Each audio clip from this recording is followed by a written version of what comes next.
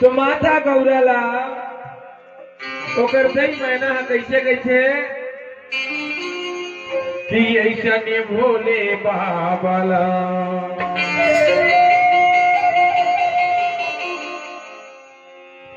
ऐसा ने भोले बाबाला वो कैसे बनावे वो गौरते हाँ ऐसा ने राजला ऐसा ने भोले बाबाला कैसे बनावे वो गौरते हाँ ऐसा ने राजला भागे धतुर के धुनी रमाए नाचे जाओ बजाए भागे धतुर के धुनी रमाए नाचे जाओ बजाए डम डम डमरू बाला के बना दे वो गौरा दे हमें सजरा दे डमरू बाला के बना दे वो गौरा दे हमें सजरा दे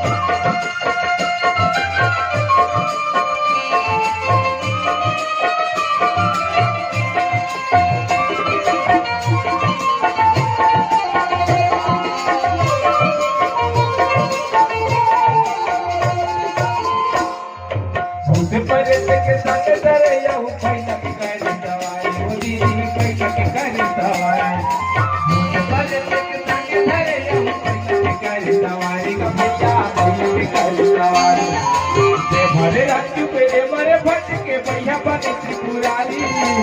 भरे राखी पे मरे घट के भैया बने त्रिपुरारी ऐसा के भोले बाबा कैसे बनावे वो गौरते हाँ ऐसा ने राजा ऐसा के भोले बाबा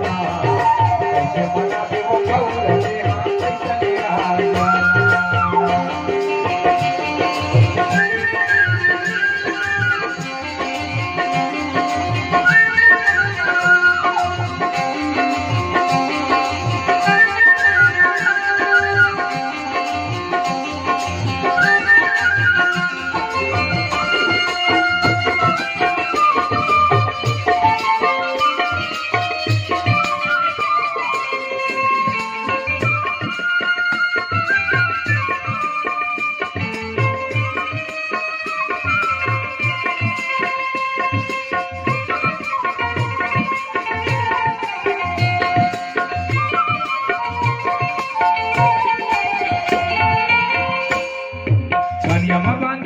भगवा के पहले छाला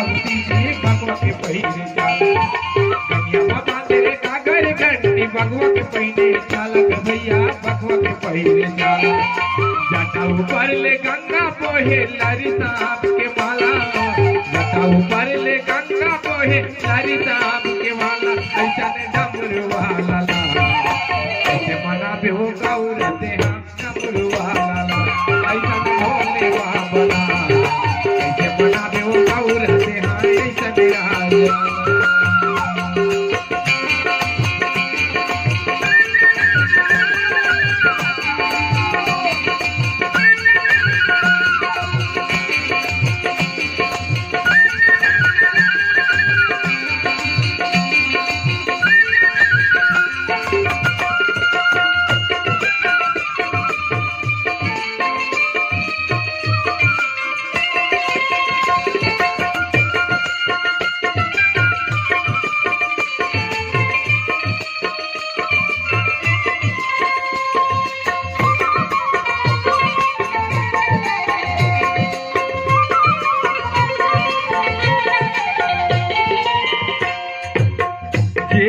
भगति जानी पड़े हरे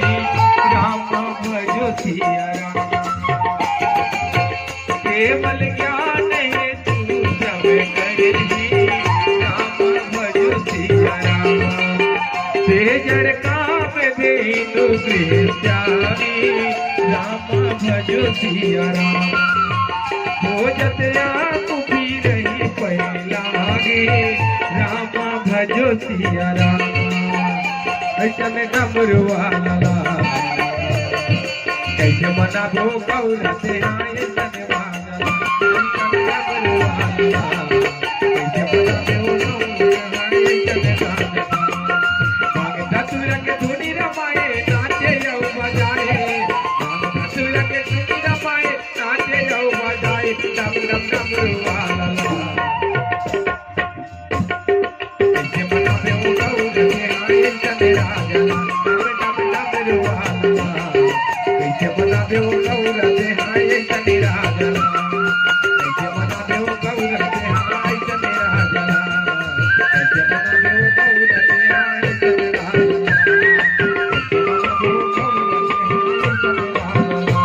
कैसे मनाबो गौरा ते हाय ऐसन प्रेम से बोल भोलेनाथ की जय। आज की आनंद कंद की जय।